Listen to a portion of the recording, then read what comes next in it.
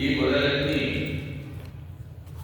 కడగబడటానికి యేసు ప్రభుల వారి లోక పాపను మోసుకొని పోయి దేవుడు గొర్రెపిల్లగా ఈ లోకానికి వచ్చి ఆయన మన కొరకు బలి అయినాడు.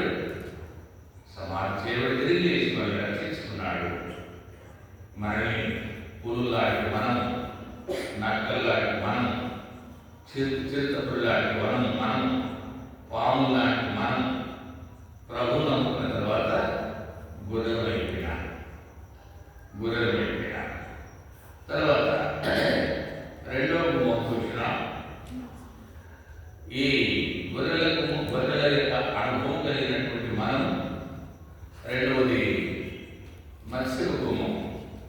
యేసు ప్రభుల వారు మరి అపోస్తలులతో అన్నారు, పేతురు వారితో అన్నారు, నాకు ఉంటేనండి నేను మిమ్మల్ని మనుషులను బట్టే జాగ్రత్తగా చేస్తానన్నాడు. అంటే ఆ చేపలే మరి మనుషులని మనం పట్టుకొని వచ్చి దేవుడి మందిరానికి నడిపించాలని చూసినాం. తర్వాత మూడో గుమ్మం చూసినాం, పాత గుమ్మం అని చూసినాం. పాత గుమ్మం అంటే పురాతనమైనది. కనుక చాలామంది ఏమనుకుంటారు అంటే క్రీస్తు శకం 2024 అప్పటి నుంచే కాదు. కనుక కాలం సంపూర్ణమైనప్పుడు యేసు ప్రభుల వారు ఈ లోకానికి వచ్చిన సంఖ్య. తర్వాత ఇంకోటి అంటారు కదా, క్రీస్తు శకం తప్ప ఇంకొక మాట ఏమంటారు, క్రీస్తు పూర్వం. కనుక క్రీస్తుకు పూర్వం. కనుక క్రీస్తుకు పూర్వం ధర్మశాస్త్రములు వేదాలు చెప్తున్నాయి. అయితే వేదాలు చెప్పినట్టుగా ఉన్నాడు. ఆయన అన్నాడు, జగత్తునాలు వేయబడక మునిపే ఉన్నాడు. ఆయన లేకుండా కలిగినది ఏది కూడా లేదు. పాత గుమ్మం అంటే మన దేవుడు ఈ కొత్త దేవత లాంటి దేవుడు కాదు. ఎన్నో దానికి వెళ్ళిందని ఈరోజు కొత్తగా దానికి దేవుడు నిలబడ్డాడు. చాలా చోట్ల మనకు కనపడతాడు. ఎప్పుడు లేదా దేవుడు? ఆ దేవుడిని ఎవరు చేస్తుందో? దేవుడేమో మనుషులు చేస్తే మనుషులేమో దేవుడిని చేసినాడు. దేవుడు లేదని కాదు, దేవుడు ఉన్నాయి. దేవుడు వేరు, దేవుడు వేరు. కనుక ప్రేమైనటువంటి వాళ్ళ తర్వాత 4 అంతేనా? లోయ ద్వారంలో మనం ఏం నేర్చుకున్నాం? లోయ ద్వారం అంటే దీనత్వాన్ని గురించి చూసినాం. మన దేవుడు ఆకాశానికి భూమికి సృష్టికర్త అయినటువంటి దేవుడు. ఆయన ఫిలిప్పీ రాసిన పత్రంలో చెప్పినట్టుగా ఆయన మనుషులుగా దీనుడిగా లోకానికి వచ్చాడు. కనుక దేవుడు ఆయన చూసినాం. ఇవన్నీ బాగానే ఉన్నాయి. ఇప్పుడు గుమ్మం పేరు పెంట గుమ్మం. పేరు బాగలేదు కదా, పేరు బాగలేదు. కనుక పెంట గుమ్మం అనేది పేరు బాగలేదు. కానీ ఆ ఊళ్ళో ఉన్నటువంటి పెంట చేయకపోతే పట్టణం అంతా కమ్ము. మున్సిపాలిటీ వాళ్ళు రోజు దాటిపోతే మనం ఇల్లు తెచ్చుకుంటాయి. మన తీసుకోకపోతే కమ్ముకుంటా మరి ఏం సపోర్ట్ చేయాలి? మేము రాకముందు అక్కడ నీళ్ళ పంపుగా వాటర్ ఆ మిషన్ దగ్గర చెత్త ఉంటే ఎప్పుడు ఈగలు వాడేది, దోమలు ఉండేది, ఎలుకలు కూడా పోటీ పెట్టుకునేది. ఎప్పటికప్పుడు శుభ్రం చేస్తున్నాం కనుక ఇప్పుడు ఎలుకలు ఉండటానికి లేదు, దోమలు ఉండటానికి లేదు, ఈగలు. కనుక ఎప్పుడైనా మేము వచ్చిన కొత్తలో ఆ బయట మీద పట్టేసుకోవాలంటే అక్కడ ఉన్నటువంటి దోమలు ఉతికిన బట్ట మంచిగా తీసినేమో అక్కడి నుంచి ఇంటికి వచ్చి వాడే ఎప్పటికప్పుడు శుభ్రం చేసిందంట. ఇప్పుడు అట్లే పట్టణంలో ఉన్నటువంటి మురికి అంతా తీసుకుపోయి ఆ గుమ్మం నుంచి పట్టణంలోకి తీసుకుపోయేదంతా గుమ్మం నుంచి. అయితే మరి ఈ గుమ్మంలో చాలా నింపుతాం. తెల్లవారి ఈ గుమ్మంలో నుంచి పోతే లేనిపోని రోగాలు వస్తాయి. ఈ పొట్ట అనేటువంటి గుమ్మం. తర్వాత అయితే దైవత్వంతో కూడినటువంటి గుమ్మం ఉంది. ఆ పాత గుమ్మని ఎప్పటికప్పుడు మన మీద సాధన చేసింది కానీ, మనం కావాల్సి చేసుకున్న పొరపాట్లు కానీ ఎప్పటికప్పుడు మనం తీసేసుకుంటే పడుకున్న తర్వాత నీటిగా ఉంటుంది కనుక పరిశుద్ధ గుమ్మం అంటారు. కనుక ప్రియమైనటువంటి వాళ్ళ జాగ్రత్తలు గారు ఎంతమంది తెలుసు కదా. కనుక మరి హెబ్రోన్లో యూత్ మీటింగ్ పెట్టినప్పుడు ఆయన వచ్చి కొంతమంది చెప్పేవాడు. కనుక ఆయన ఓడలో ప్రయాణం చేస్తూ దేశాలకు సువార్త చేసేవాడు. భక్తినంతో కలిసి పనిచేసేవాడు జాగ్రత్తలు. కనుక ఆయన ఏమంటాడంటే ఒక రోజుకు 1,00,000 సార్లు మనం తప్పులు ఒప్పుకోవాలంట. అంటే దాని భావం ఏంటి? 1,00,000 సార్లు కనుక మనం పడిపోతూనే ఉంటాం. కనుక పడిపోతూనే ఉంటాం, మనం సరి చేసుకుంటూనే ఉంటాం. ఎందుకు? ఆయన వెలుగులో ఉన్న ప్రకారం మనం వెలుగులో నడిచే కదా అన్యోన్య సహవాసం గలవారు. ఏం చేస్తుంది?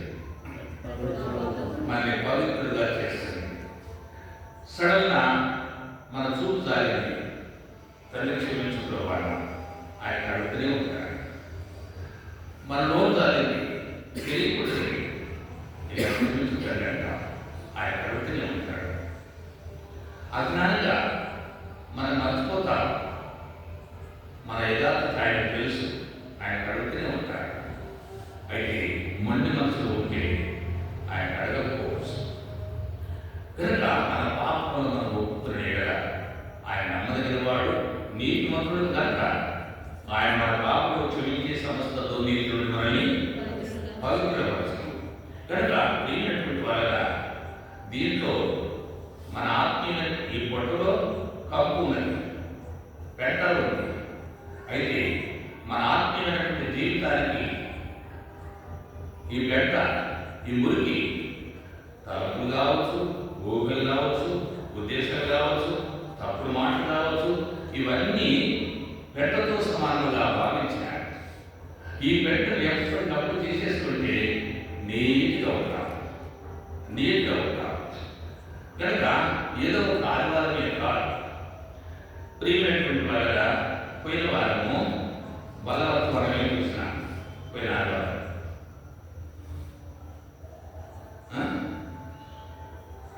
ఏదో చూసినా సరే, సన్నుతించేదను ఎల్లప్పుడూ అని మనం చూసినాం. ఎప్పుడు సన్నుతించి ఆదివారమా కనుక ఎల్లప్పుడూ ప్రియమైనటువంటి వాళ్ళగా ఈ ప్రకారంగా ఉండాలని దేవుని యొక్క వాక్యము చెప్తా ఉంటాం. మనం ఎప్పటికప్పుడు బాగు చేసుకుంటే వెంట గుమ్మం అనే పేరు పోయి పరిశుద్ధమైనటువంటి గుమ్మం. మనం ఎప్పటికీ పరిశుద్ధంగానే ఉంటాం. వెంటనే బాగు చేసుకుంటే ఎంత కష్టం ఉంటుంది. తిన్నటువంటి తిరిగి మనకు అడగకపోతే అజీర్ణంగా ఉంటే దేవుడు వచ్చినా ఇబ్బందిగా ఉంటుంది, గొంతులో మంటపడినా ఇబ్బందిగా ఉంటుంది.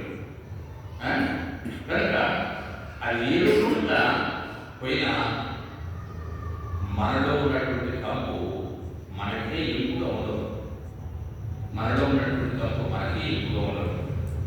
కనుక అంత పాడైపోయింది. ఎప్పటికప్పుడు నీట్గా చేసుకుంటే ప్రశాంతంగా ఏ బాధ అట్లే మన ఆత్మీయమైనటువంటి దేవుని ఇల్లే దీంట్లో కుమ్మము, పెంట కుమ్మం. ఈ పెంట కుమ్మాన్ని ఎప్పుడు శుభ్రం చేసుకోవాలి. వాక్యమైనటువంటి జీవులతో ఎప్పటికప్పుడు ఊడుస్తూ, అంటే ఒప్పుకుంటూ కనుక నీటితో కడిగినట్టుగా యేసు ప్రభువుల వారు ఆయన రక్తంతో కడుగుతాడు. నీట్గా ఉంటుంది, ఈ పట్టణం నీట్గా ఉంటుంది. ఈ పట్టణంలో ఉన్నటువంటి ప్రజలు కాళ్ళు, చేతులు, కళ్ళు, ముక్కు, చెవులు అందరూ నీట్గా ఉంటారు. మన హృదయం నీట్గా ఉంటుంది. కనుక దేవుడి దగ్గరనే కట్టుకోవాలి. దేవుడే కడిగేవారు, ఎవరు కడుక్కోవాలి, ఎవరు కడగలేదు.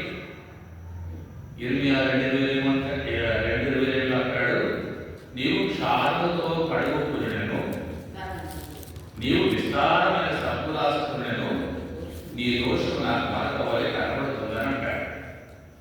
మన దోషము దేవుడి దృష్టికి మరకగా కనబడతా ఉంటుంది. బాప్తిసం తీసుకున్నాం, బాగానే ఉన్నాం, దేవుని సేవకులతో ఉన్నాం, బాగానే ఉన్నాం.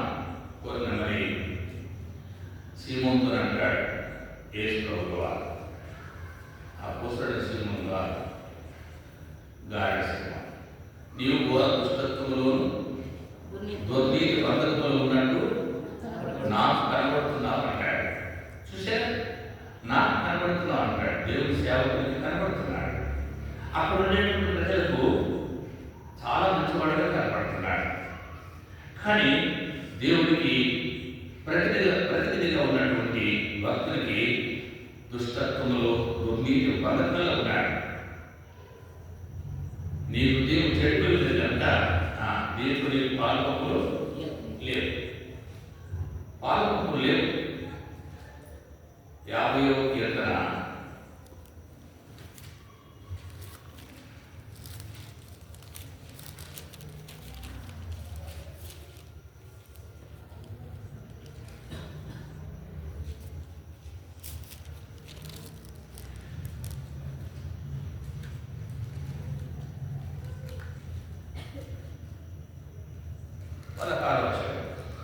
భక్తిహీనులతో దేవుడు ఇట్లు సెలవుచున్నాడు, నా కట్టడాలు విసర్జించుటకు, నా కట్టడాలు వివరించుటకు.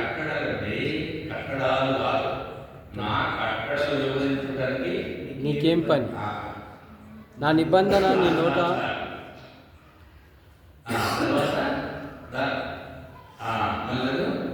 నా నిబంధన నీ నోట వచించెదవేమి? దిద్దుబాటు నీకు అసహ్యము కదా, దిద్దుబాటు నీకు అసహ్యము కదా. భక్తిహీనులతో దేవుడు ఇట్లు సెలవుచున్నాడు, దిద్దుబాటు నీకు అసహ్యము కదా, నీవు నా మాటలు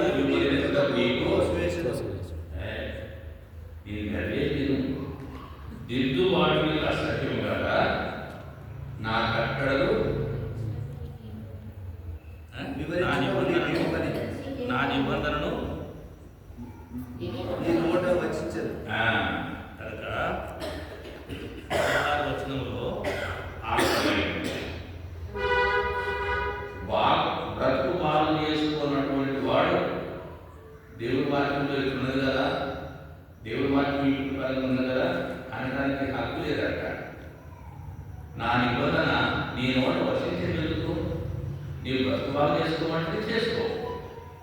కనుక ఇలాంటి మాటలు పలకడానికి నీకు హక్కు లేదు.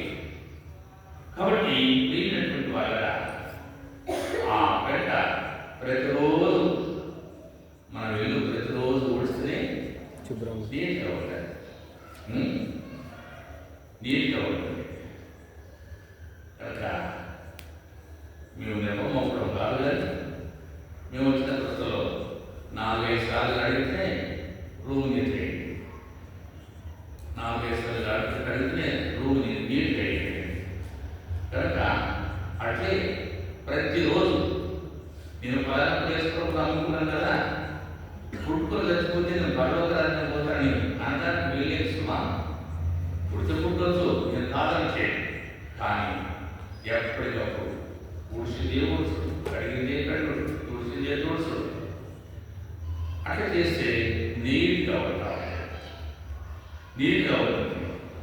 కాబట్టి కొరింథీయులకు రాసిన మొదటి పత్రిక 6:9 6వ అధ్యాయము 9వ వచనం.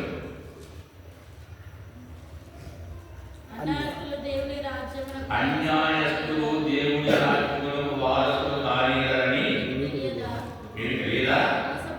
మోసపోకుడి, జారులైనను, విగ్రహారాధికులైనను, వ్యభిచారులైనను, ఆడంబరము గలవారైనను, పురుష సంయోగులైనను, దొంగలైనను, లోకులైనను, తాగుబోతులైనను, దూషకులైనను,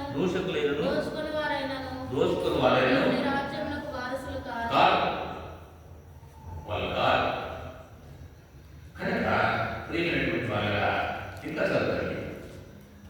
మీలో కొందరు అట్టి వారై ఉంటుంది కానీ చూసారు, ఒక్కొక్కరు అట్టి వారై ఇది అలాంటి వారన్నాడు. అంటే మీలో కొందరు అట్టి వారై ఉంటుందంటే ఇప్పుడు కాదన్నమాట. చదువు. ప్రభు అయిన యేసుక్రీస్తు నామమునను మన దేవుని ఆత్మయందును మీరు కడగబడి పరిశుద్ధపరచబడిన వారై తీర్చబడి ఒకప్పుడు మనం అన్యాయస్తులు. ఆ 9 వచనాలకు సంబంధించినటువంటి వారు యేసు ప్రభువులు వారు కడిగిన తర్వాత పరిశుద్ధమైన సరిపోయిందా? 7వ అధ్యాయము 2వ కొరింథీ 7వ అధ్యాయం 1వ వచనం, 2వ కొరింథీ 7వ అధ్యాయం 1వ వచనం.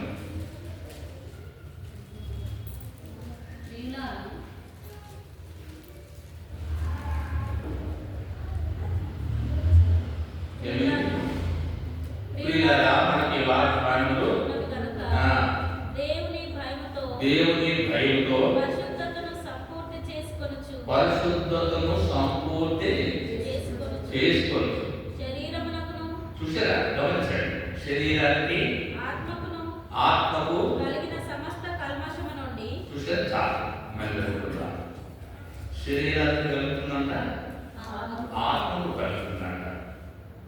ఒక సేవకుడు అంటాడు, ఆ మాటను చెప్పడానికి భయమే అవుతుంది. అయితే దైవజనం మనం నష్టపోవడానికి, చెడుపోవడానికి రెండు దారులు ఉన్నాయంట. ఒకటి కన్ను, రెండవది చెవు. కళ్ళతో చూసేది అది మనసులో పడిపోతుంది. ఇప్పుడు కళ్ళు మూసుకున్న కుదరదు, అది లోపల వెళ్తూనే ఉంటుంది. కళ్ళతో చూసింది ఆత్మలోకి వెళ్తా ఉంటుంది. కళ్ళు శరీర సంబంధమైనటువంటివి. ఈ పాపిష్ట కళ్ళు మంచిది కాదు. దానికి తగినటువంటి జీవితము నాకు లేదనేటువంటి భయంతో చెప్తాను. అంటే నువ్వు రోజు చెప్పినా మీరు అనుకుంటారేమో, అట్లా అపార్థం చేసుకోవాలి. కనుక కన్ను క్షణంలో దారి తప్పుతా ఉంటుంది. తర్వాత నేను ప్రభున్నాడు కదా, కన్నుతో చూడటమే తప్పన్నాడు. తర్వాత చెవు ద్వారా వింటే కూడా అది లోపలికి పోతుందన్న. కన్నుతో పోతుంది, చెవుల ద్వారా పోతుంది. ఏ ద్వారా పోయినా శరీరములకు, శరీరంలో పోయి ఆత్మ ఏం చేస్తుంది? కనుక నేను ఎవ్వరు దూరిపోయి, నేను ఎవరిని మన్నేది అంటే నీ కళ్ళు ఎంత బలవంతుడండి. కనుక గుడి స్తంభాన్ని విరపెట్టినటువంటి మహాబలశాలి ఆ కళ్ళే తన కళ్ళను బోడి చేసింది. కళ్ళు పాడు చేసింది. ఎంత బలవంతుడైపోయింది. కనుక మరి సరసీమలు ఒకటైతే సర్పమంట తెలియదా? సరసీమలను ఏకమైతే రాష్ట్రము చచ్చిపోతుందంట. ఏ పెట్టుబడి ఉంటుంది? చాలా పెద్దది కదా, గడ్డి పోసదు, చుట్టుకుంటే దాకా పడిపోతాయి. చిన్న పాపము మళ్ళీ సంవత్సరం దేవుని చూసినట్టే కన్ను నిలబడుతున్నాడు. కన్ను కూడా దేని చెడు ఇతర దేశాల్లో కాక ఏ కాలంలో వినో కాలు కట్ చేస్తాడు, ఏ చేతులను పనిచేసిన అకాలు నడిపిస్తాడు. సంస్థను ఆ కన్నుతో తప్పు చేసిన కనుక కన్ను కూడా పెట్టుకుంటాయి. కాబట్టి కన్నుతో చూస్తే చెవితో వింటే అవి రెండు శరీరం పాడైపోయి ఆత్మ పాడైపోయి. అయితే దేవుడు వాగ్దానం శరీరములకు ఆత్మకును కలిగిన కల్మషం నుండి మనలను పవిత్రులనుగా చేసుకుందాం. కనుక ఈ వాగ్దానం మనకున్నాయి. ఏంటి వాగ్దానాలు? ఆ శరీరానికి ఆత్మ కలిగిన కల్మషం. కల్ అంటే పాపమే, మషం అంటే పాపమే, రెండు ఒకే భావం. వాటిని మనం పవిత్రం చేసుకుంటాం. ఎందుకు? మన పాపని మనం ఒప్పుకుంటే అన్నారు. మన పాపను మనం ఒప్పుకుంటే అంటారు. మన పాపానికి ఎప్పుడు గుర్తొస్తుంది? 90వ కీర్తన 8వ వచనం అంటాడు. చదవండి. 90వ కీర్తన 8వ వచనం.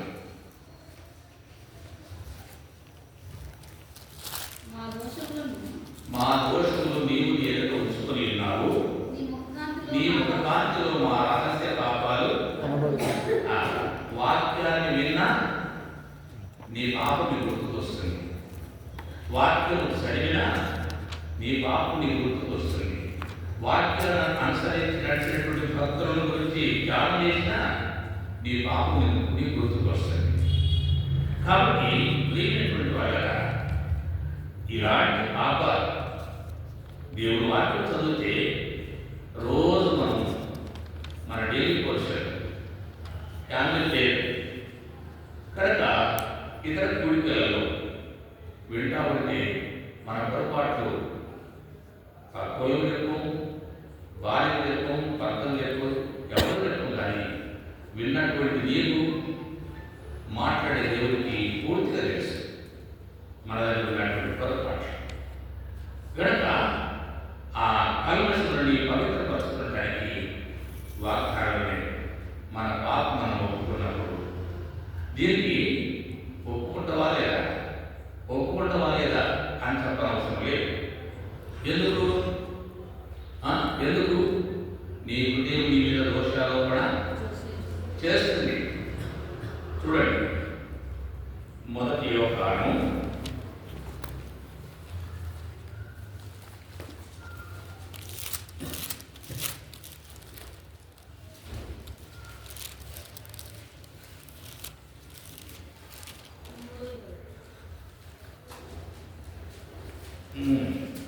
3:19-20 నుండి చదవండి. ఇందువలన మనము సత్య సంబంధులమని ఎరుగుదుము. దేవుడు మన హృదయం కంటే అధికుడై సమస్తమును ఎరిగి ఉన్నాడు గనుక మన హృదయము ఏ ఏ విషయములలో మన యందు దోషారోపణ చేయునో, మన హృదయము మన మీద ఏ ఏ విషయంలో దోషారోపణ చేస్తుందో ఆయా విషయంలో ఆయన ఎదుట మన హృదయములను సమ్మతిపరచుకుందాము. సరి చేసుకోవాలి. 20 తర్వాత 20 ప్రియులారా, మన హృదయము మన యందు దోషారోపణ చేయని ఎడల దేవుని ఎదుట ధైర్యము గలవారమగుదుము. దోషారోపణ లేకపోతే ఖైదీగా ఉంటాం. దోషారోపణ చేస్తే అమ్మా ఆయన పిలిచినప్పుడు ఆయన తల ఎక్కడున్నది? పాపంలో పట్టబడినటువంటి స్త్రీ యేసు ప్రభు దగ్గర తీసుకొచ్చినారు. ఏ తప్పు చేస్తుందని పట్టబడేది. మోస ధర్మశాస్త్రంలో తప్పు చేసినటువంటి వారిని రాళ్ళతో కొట్టి చంపాలన్నది కదా, నువ్వేం చెప్తావు అని యేసు ప్రభు అడిగితే ఆయన అన్నాడు, మీరు తప్పు చేయనటువంటి వాడు ఆమె రాయి వేయవచ్చు అన్నాడు. అక్కడ ఇంకొక అర్థం కూడా ఉంది. దేవుని వాక్యము ఏం చెప్తుందంటే, ఒక తప్పును రుజువు చేయాలంటే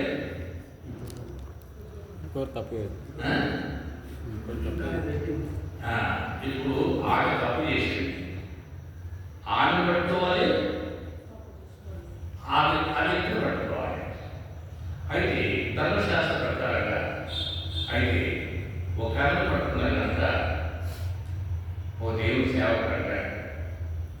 ఏమో రాయలసీమ అనే మాటకు మరి ఇద్దరు తీసుకొచ్చి వీరిద్దరు తప్పు చేసినట్టు మేము పట్టుకున్నాం. ఒకరే తప్పు చేసిన కనుక మొక్కలు చల్లలేదు. తప్పు చేయనటువంటి వాడు రాయలు ఏంటంటే ప్రతి వారు తాను చూసుకుని వెళ్ళిపోయినాడు. అప్పుడు అమ్మా అని పిలిచినాడు. ఎంత జాలి కలిగినటువంటి మాట. అలాంటి వ్యక్తుల్ని మనం కన్నెత్తి కూడా చూడవు. దాన్ని మాకు చూడకూడదు అనుకుంటాం. కానీ తీర్థకర్తకులు పౌలు అంటాడు, మనమందరం తప్పుడు అలాంటి వారిని అంటాడు. ద్వేషించడం మంచిదే, కానీ వ్యక్తిని ప్రేమించాలి, పాపాన్ని ద్వేషించాలి. తప్పు చేసినటువంటి వ్యక్తిని ప్రేమించకపోతే వారు ప్రభు యొక్క సత్యాన్ని మనకు తెలియదు. ఆ వ్యక్తులను ప్రేమించాలి, ఆ వ్యక్తులు ఉన్నటువంటి పాపాన్ని మనం ద్వేషించాలి. దేవుడు కూడా అది చేసినాడు. మన పాపాన్ని మనం ద్వేషించినాడు, మనకు ఉన్న పాపాన్ని ద్వేషించినాడు. కనుక మన పాపంలో మనం ఒప్పుకోండి అంటాడు. తర్వాత యోహాను సువార్త 15వ అధ్యాయం 3వ వచనంలో ఉంటాడు, ఇప్పుడు ఈ మాటను బట్టి మీరు పవిత్రులై ఉన్నారంటాడు. ఏ మాట? మీరు పని ప్రతి ఆయన తీసివేయాలి. అంటే నువ్వు తీసివేసుకోవడానికి ఎప్పుడైతే ఇష్టపడ్డావో 3వ వచనంలో ఏమంటాడంటే పవిత్రులు దాచేయబడ్డారన్న ప్రియమైనటువంటి వాళ్ళ పవిత్రులు. ఆ ప్రకారంగా శరీరానికి ఆత్మకు కలిగినటువంటి కల్మషాన్ని మనము తీసివేసుకుంటే ఆ వారము ఆ పట్టణం శుభ్రంగా ఉంటుంది. దేవుడు నివసించే ఈ పట్టణము శుభ్రంగా ఉంటుంది. కనుక దేవుడి నుంచి కడిగే వాక్యం, తుడిసేది వాక్యం, కడిగే రక్తం. అప్పుడే మనం నీట్గా ఉంటాం. ప్రభు సన్నిధిలో సొలొమోను సమీయలు అంటే ఏమన్నా ఈ దాసుడు ఆలోచిస్తున్నాడు కనుక, అంటే చాలా చక్కని మాట. సమీయలు పరిస్థితి పిలిస్తే ఈ దాసుడు ఆలోచిస్తున్నాడు అన్నాడు. అక్కడ ఏలి ఉన్నాడు, ఏలి ఇద్దరు కొడుకులు ఉన్నారు.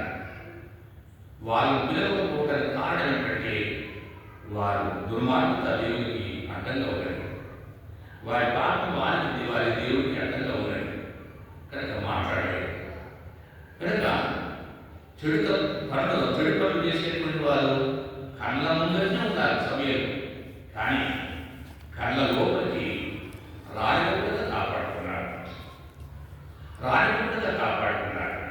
అందుకే ఆయన మనసులో అన్నాడు కదా, ఏది ఎదుట యెహోవాకు పరిచర్య చేస్తున్నాడు. ఆయన మనసు అంతా దేవుడి మీదనే ఉన్నాడు.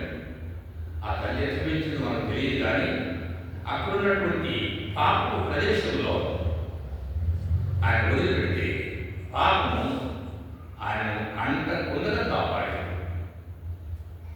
నేను కాపాడబడాలంటే అలాంటి నిగ్రహ శక్తి మనకు అవసరం. ప్రియమైనటువంటి వాళ్ళగా దేవుడిని నమ్ముకున్నాం, దేవుని బిడ్డను అంటే సరిపోదు.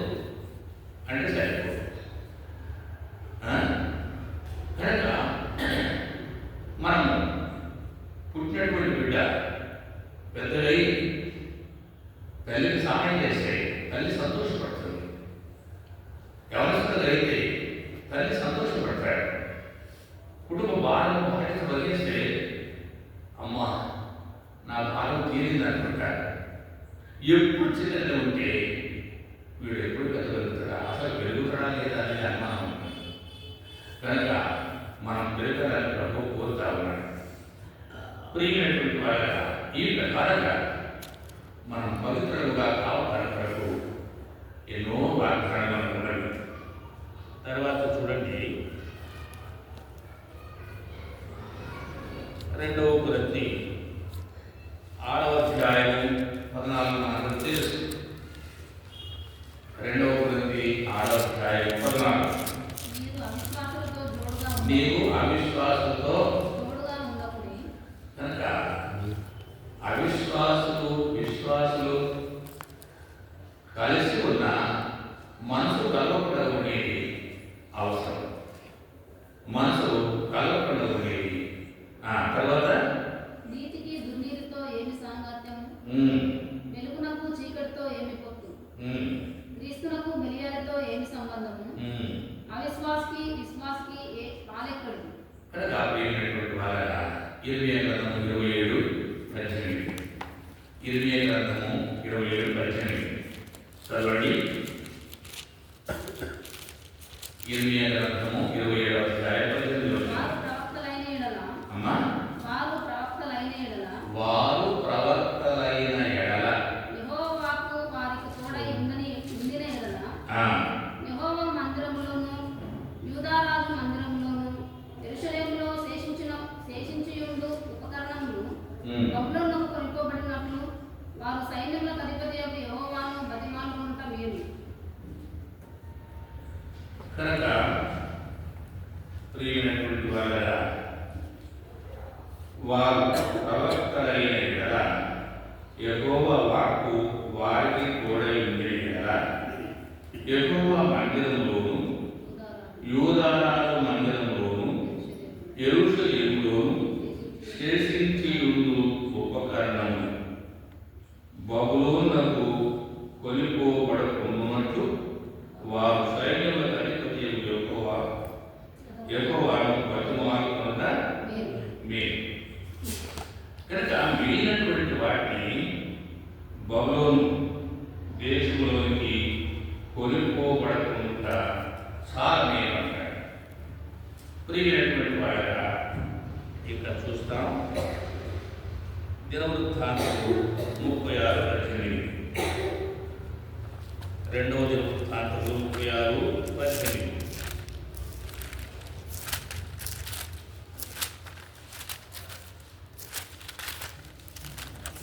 36వ అధ్యాయము 18వ వచనం. మరియు బబులోను రాజు పెద్దదేమి చిన్నదేమి దేవుని మందిరపు ఉపకరణములన్నిటినీ యెహోవా మందిరపు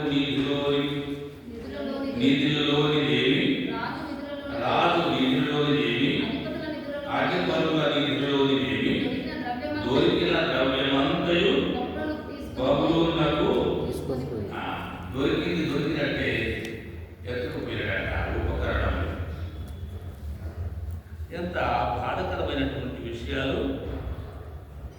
ఇతర 1వ అధ్యాయము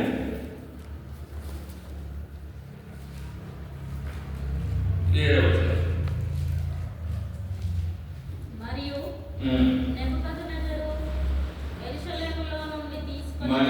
నెబుకద్నెజరు యెరూషలేములో నుండి తీసుకొని వచ్చి తన దేవతల యొక్క గుడి అందించిన యెహోవా మందిరపు ఉపకరణములను రాజైన నేను గమనించండి. మరియు నెబుకద్నెజరు యెరూషలేములో నుండి తీసుకొని వచ్చి తన దేవతల యొక్క గుడి అందించిన యెహోవా మందిరపు ఉపకరణములను అంటారు. ఉపకరణములు తీసుకుపోయి ఎక్కడ పెట్టిందంట? దేవత గుడి, వాళ్ళ దేవత గుడిలో పెట్టానంట. మనకు అర్థం కావాలంటే నేను మాట్లాడతాను. తిమోతి గారు చాలాసార్లు చెప్పేవారు. ట్రైన్లో ప్రయాణం చేస్తుందంట ఆయన, తిమోతి గారు ప్రయాణం చేస్తుంటే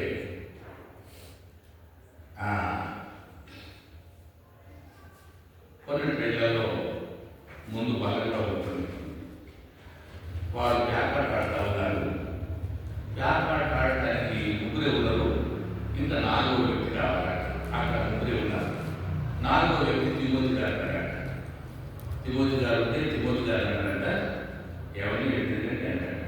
ఎందుకంటే వ్యాపారం ఆడడానికి ఒక వ్యక్తి తక్కువ ఉన్నాడు, కలవడి అంటే నాకు చేతులు లేవు అన్నాడు తిమోతి గారు.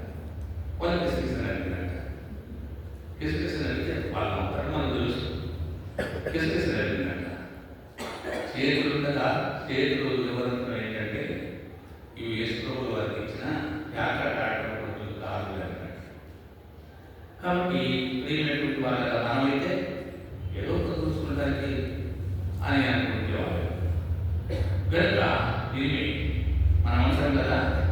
నా కాలు చేతులలా నీ సేవ కాదు. ఈ మాట పుట్టి ఎక్కడ నేను వచ్చిన కొత్తలో చెప్పినా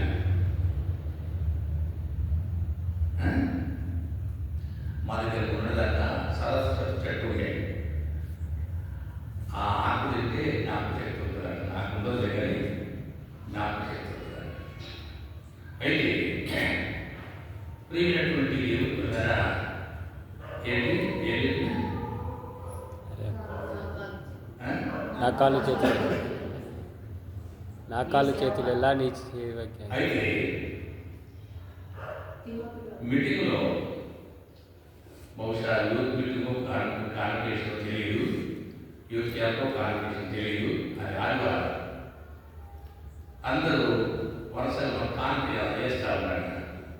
వేస్తా ఈ లైన్ ఇక్కడికి వచ్చేసరికి ఈ బ్రదర్ని ఇతన్ని అలా వెళ్ళండి అన్నాడు. ఈయన తప్పుకొని వెళ్ళిపోయాడు. అందరూ వెళ్ళిపోయాడు. అంటే కారణం ఏంటంటే ఎందుకంటే తప్పు జరుపుకున్నాడు. ఈయన దగ్గర కాంట లేదు. అప్పుడు నయం పైసలు కూడా చేయలేదు. నేను కొత్తగా మేము సేవ చేసే సందర్భంలో 83, 82, 81 30 మంది వస్తే 30 పైసలు, 50 మంది వస్తే 50 పైసలు. ఎప్పుడైనా ఒక రూపాయి వస్తే మేము మాటి లెక్క పెట్టుకునేవాళ్ళం. రూపాయి వచ్చింది కనుక ఆ కాలంలో ఆ 80 సంవత్సరంలో నేను చెప్పిన మాట రూపాయి అంటే అప్పుడు అందులో పల్లెటూరు కాబట్టి వారికంతా అప్పుడు పరిస్థితులు కూడా అట్లే ఉన్నాయి. ఆనందం మాత్రం ఎక్కువ ఉన్నది, డబ్బులు తక్కువ ఉన్నాయి. అయితే ఈ సోదరుడు కూడా ఆ పైసలు కూడా లేదట. కనుక ఇలా డబ్బు జరుపుకొని అందరూ కానుక ఇచ్చినప్పుడు చేస్తే అప్పుడు ఇలా రాసినాడు, నా సర్వమైన ప్రభు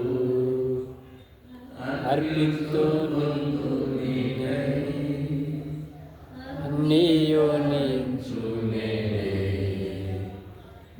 సేవ చేయుటకై.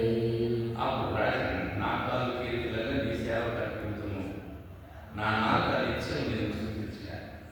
కాబట్టి విన్నటువంటి వాళ్ళ మన జీవితంలో పాటలు పాత పాటలు ప్రతిదానికి ఒక చరిత్ర ఉంది. ప్రతిదానికి ఒక చరిత్ర ఉంది. ఇప్పుడు నాకు గుర్తు నేను పాట రాస్తా, ఇంకా గుర్తు ఆయన రాస్తాడు. ఎవరి ఇష్టం వాడే, ప్రతి వారి ఇష్టం వారి ఇష్టం వారి ఇష్టపడరు. ఈ ప్రకారం ప్రియమైనటువంటి దేవుని పిల్లరా ఆ ప్రకారంగా చేస్తా ఉంటారు. కనుక మరి ఈ ఉపకరణం ఏమిటి? ఉపకరణాలు సాధారణ పట్టుకుపోయినాడు. దేవుని మందిరంలో నుంచి పట్టుకుపోయినాడు. దేవుని మందిరమే మనం, ఉపకరణమే మన కాలు, ఉపకరణాలే మన చేతులు, ఉపకరణాలే మనకున్న వరం, ఉపకరణాలే మనకున్న తెలివి. నేను పాట పాడగలను. అయితే శత్రువు పట్టుకుపోయినాడు. ఒక సినిమా పాట పాడమని చెప్తున్నాడు. పట్టుకుపోయిన తర్వాత పట్టుకుపోయిన ఇష్టం పడేందుకు పని చేయాలి. కనుక మరి నా చెవులు పట్టుకుపోయినాడు. మంచి మాటలు వినకుండా చెడిపోయిన మాటలు వినడానికి. నా కన్ను పట్టుకు ఎత్తుకుపోయినాడు. మంచి చూడకుండా చెడు చూస్తానికి. నా నాలుగు పట్టుకుపోయినాడు. ఆశీర్వదించిన మాట కాకుండా శపించేటువంటి మాట. బబులోను దేశం బబులోను దేశము లోకంలో ఉన్నటువంటి సాతానికి సాదృశ్యం. సాతాను పట్టుకున్న తర్వాత ఏమంటాడు? పాపములకు అమ్మబడి శరీర సంబంధించిన అంటాడు. కనుక పాపానికి అమ్మబడిన తర్వాత శరీర సంబంధమైన శరీరము అమ్మబడితే శరీరము కోరికలు నెరవేర్చుకుంటున్నాం. శరీరం ఏది కావాలంటే ఏది దీనికి ఏది పెట్టాలని ఆ శరీరం కోరుతుందో అది పెడతా ఉన్నాం. కారణం పెట్టి పాపానికి అమ్మబడ్డాము, శరీరం చెప్పినట్టు చేస్తున్నాం. అందుకొరికి అయ్యో నేనెంతో దుర్భాగ్యుడు అంటాడు. నేనెంత దుర్భాగ్యుడు. ఎందుకు? పాపములకు లోనము ఈ శరీరం నుండి ఎవరు విడిపించారు? కనుక మన ఉపకరణములు, మనకున్నటువంటి వరం, మనకున్నటువంటి జ్ఞానం, మనకున్నటువంటి తెలివితేటలు, మనకున్నటువంటి రాడు, మనకున్నటువంటి పాలు, ఇవన్నీ దేవుని మందిరంలో ఉపయోగించేటువంటి వరాలు. ఈ వరాలను వాడు ఎత్తుకుపోయినాడు. అమ్మా మందిరానికి రండి ఓటుకారు కంటే నేను రాను. ఎందుకుందా మనం అనుకుంటాం. వాడు పట్టుకుపోయాడు, వాడు ఎత్తుకుపోయాడు. అయ్యా నీ పని ఏంటి అంతే. కనుక తెలియని రీతిగా వాడు మనలోకి వచ్చి దొంగతనం చేస్తా ఉన్నాడు. కాబట్టి ప్రియమైనటువంటి వాళ్ళగా యెషయా గ్రంథము 57:11 యెషయా గ్రంథము 57:11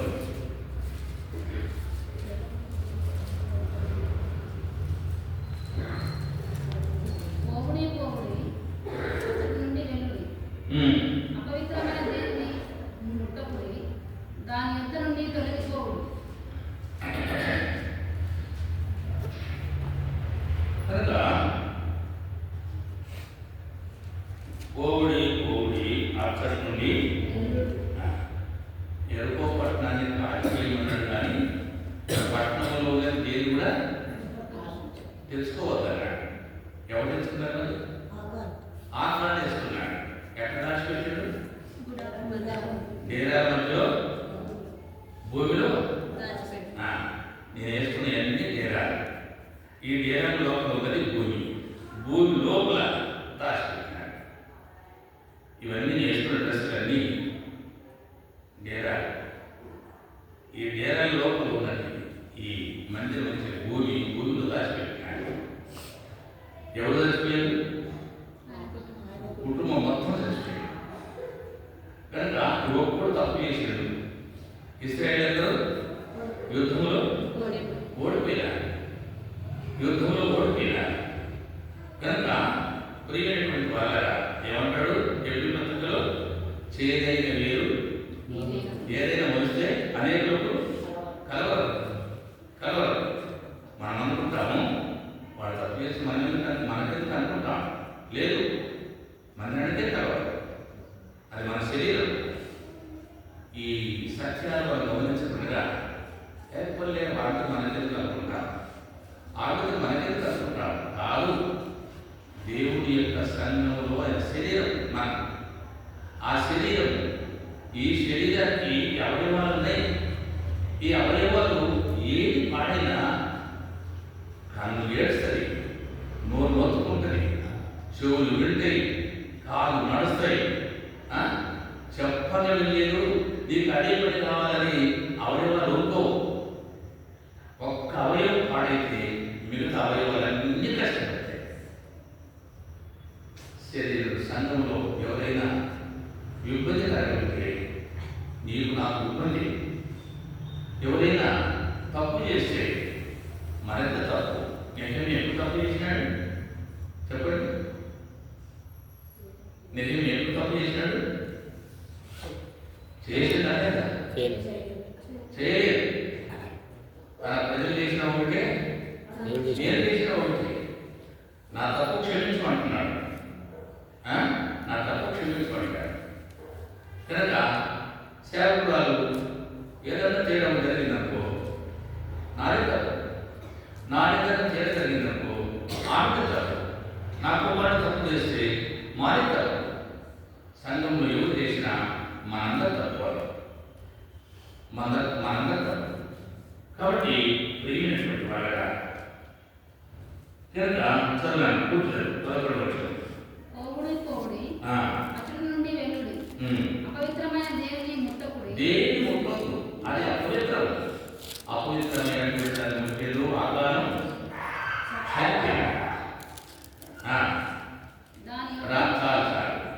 ఒక మాట. ఏలియా నయమాను తీసుకొచ్చినటువంటి సంపద తీసుకోమంటే ఏమన్నాడు? నా వద్దు అన్నాడు.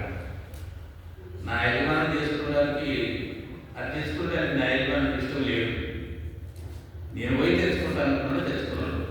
దాంతో పాటు ఏమొచ్చింది? గుర్తులో వచ్చింది. చిన్నప్పుడు కళ్ళను గత్తర అనేవాడు. గత్తర అనేటువంటి వాడు ఓ గ్రామంలో గత జరిగి గత్తర వచ్చిందంటే ఆ ఊరు ఆడపిల్లలు పుట్టింటికి పోయేవారు కాదు, అక్కడ వాళ్ళు ఇక్కడికి వచ్చేవారు కాదు. ఎందుకు? ఆ రోగం మనకు కట్టుకుంటుందని, రోగం మనకు కట్టుకుంటుందని. అదంతా ఎందుకు? కరోనా టైంలో మనిషి దగ్గర రాల్చేవాళ్ళు కాదు. ఒకవేళ పొరపాటు వచ్చినా ముప్పు మూతి చేతులు కడగడమే. అదే టైంలో మా పోలీసు చాట్ యశగ్రంథంలో అంటాడు, నీ శిక్ష వారి మీద పడ్డప్పుడు వారు సుదీర్ఘమైన దీన ప్రార్థనలు చేశారు. దీన ప్రార్థన రావాలంటే నాకేం రావాలి? శిక్ష రావాలి. కాబట్టి ఏమైనటువంటి దేవుని పిల్లరా, ఎంత బాధకరమైన విషయం. అయితే దాంట్లో ఏది ముట్టొద్దు అంటే దేహాన్ని ముట్టుకున్నాడు, చచ్చిపోయినాడు. హిజ్కియా 2వ దినవృత్తాంతంలో సేవకులు మందిరంలో వారు పనులు చేస్తున్నారు. సేవకులు వచ్చారు, రాజు వచ్చినాడు. రాజు ధూపం వేయడానికి వరకు యాజకులు చేసేటువంటి పని తను చేస్తారని సేవకుల మీద కోపం చేసినాడు. సేవకుడు అన్నారు, అయ్యా ఇది నీ పని కాదు అంటే ఏమన్నాడు? గుడ్డలు పెట్టి కోపానికి వచ్చినాడు. కోపానికి వచ్చినాడు. ధూపం వేసే వారికి కోపం ఉండకూడదు. అయితే వారిని బెదిరించి చేసిన కనుక, తనని కాని పని ఆశించిన కనుక ఏమవుతుందండి? కుష్ఠరోగం వచ్చింది. ఏమనుకున్నప్పుడు దేవుడు నన్ను మొత్తినని తెలుసుకున్నాడు. ఇల్లు అంతా వదిలిపెట్టాడు, ఊరు బయటకు వెళ్ళిపోయాడు. మనది కారణాన్ని మనం ఆశించకూడదు కనుక అక్కడికి వేడి ముట్టకూడదు అన్నాడు. తర్వాత అపవిత్రమైన దేని కూడా ముట్టకూడదు, దాన్ని తొలగిపోడి ఎక్కువ సేవోపకరణములు మోయి వాళ్ళరా. కాబట్టి ప్రియమైనటువంటి దేవుని పిల్లరా, దేన్ని కూడా ముట్టొద్దని చెప్తా ఉన్నాడు. ఎందుకు ముట్టకూడదు? 1 పేతురు 1వ అధ్యాయము 14-16.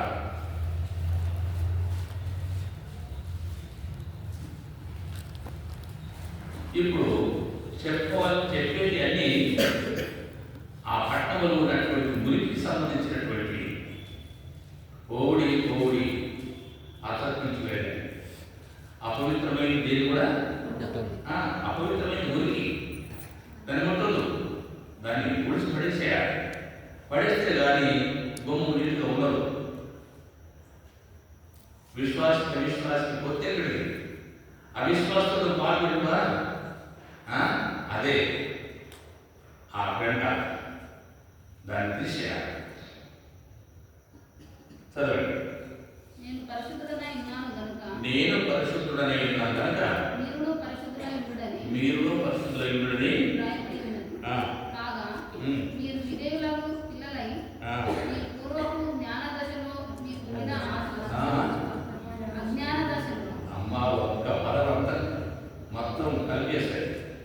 అజ్ఞాన దశలో ఆ, మీకుండిన ఆశలను అనుసరించి ఆ, సమర్థింపక ఆ, మిమ్మల్ని పిలిచిన వాడు పరిశుద్ధుడై ఉన్న ప్రకారము ఆ. మీరును సమస్త ప్రవర్తన యందు పరిశుద్ధులై ఉండి మళ్ళీ చదువుకుందాం. నేను పరిశుద్ధుడై ఉన్నాను కనుక ప్రభున మీరు అంటే ప్రభు నమ్ముకున్నవారు మీరు పరిశుద్ధులై ఇంద్రుడని రాయబడినది కాగా మీరు విధేయులకు పిల్లలై అంటే చెప్పిన మాట వినేవాళ్ళు వినే మీ పూర్వపు అజ్ఞాన దశలో అంటే అప్పుడు మనం అజ్ఞానం అంటే పౌలు అన్నాడు కదా తెలియక చేసినాను కనుక క్షమించబడ్డారు. అజ్ఞానంగా తెలియక చేసినాడు. అజ్ఞాన దశలో మీకుండిన ఆశలను అనుసరించి అంటే అలాంటి ఆశలు మనం అందరికీ ఉన్నాయి. అలాంటి పనులు మనం అందరం చేసినాం. కొన్ని లేకపోయినా కొన్ని పాపాలైనా చేసినాం. మనం అందరం అలాంటి వారిని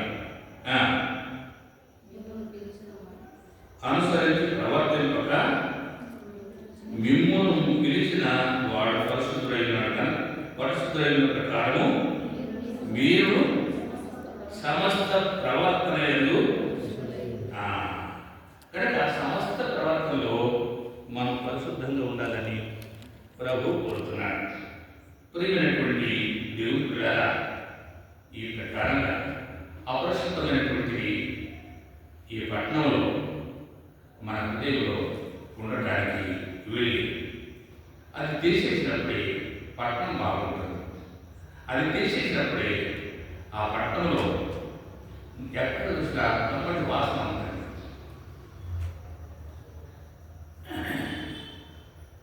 గొర్రెని ఆకలి కంపే కాకుండా అప్పుడప్పుడు మోదీని శుభ్రం చేస్తారు, కుప్పలేస్తారు, కంపు వాసన. సరే, అదంతా చేయకపోతే కాలువలంతా కంపైపోతాయి, పట్టణం అంతా పాడైపోతుంది, సంగారెడ్డి అంతా పాడైపోతుంది. మున్సిపాలిటీ బండి రాకపోతే మన ఇళ్ళని కంపలైపోతాయి. అదే ప్రకారంగా దేవుడు వాక్యంలో సెలవించినట్టుగా ఆ మురికి మన హృదయంలో తీసేసుకోకపోతే మనమంతా పాడైపోతాం. మళ్ళీ చదువుకొని ముగించుకున్నాం. చదవండి. మొదటి పేరు నేను పరిశుద్ధుడనై ఉన్నాను కనుక కాగా మీరు విధేయులను పిల్లలు మీ పూర్వపు అజ్ఞాన దశలో మీకుండిన ఆశలను అనుసరించి ప్రవర్తింపకంటాడు. మనం మళ్ళీ చేస్తున్నామంటే వాటిని అనుసరిస్తున్నాం. ఆచారాలు కూడా అనుసరిస్తాం. అన్నం పెట్టాలంట ఎప్పుడు 6 నెలలు కావాలి, అదే తారీఖు కావాలి, లేకపోతే అన్నం పెట్టకపోదు. 6 నెలలు తింటేనే అన్నం పోతుంది, అన్నం అవుతుంది కదా. ఎందుకంటే పుట్టినాక ఎన్ని రోజులు పెట్టాలి అన్నం? 6 నెలలు పెడితేనే అనుతుంది, లేకపోతే వాంతి చేసుకుంటుంది. అన్ని జనుల ఇష్టం నెరవేర్చుటకు గతించిన కాలమే సార్. ఈ ఆచారం మనకు అవసరం లేదు. ఈ ఆచారం మనకు అవసరం లేదు. ఈ పద్ధతులు మనకు అవసరం లేదు. చాలామంది మీకుండిన అజ్ఞానం అనుసరించి ప్రవర్తింపక అన్నారు. అంటే అనుసరించడానికి ఆస్కారం ఉంది. అంటే మనం నమ్మదగినటువంటి వారు కాదు. అందుకే అనుసరింపక మీరు జాగ్రత్తగా ఉండండి అంటున్నాడు. కనుక అన్నా కూతురు పెళ్ళి ఎప్పుడు పలాని నెలలో పలాని వారం అయితే బాగుంటుందట. ఇంతకుముందే అది చూసుకుని వచ్చినాం. ఇంతకుముందే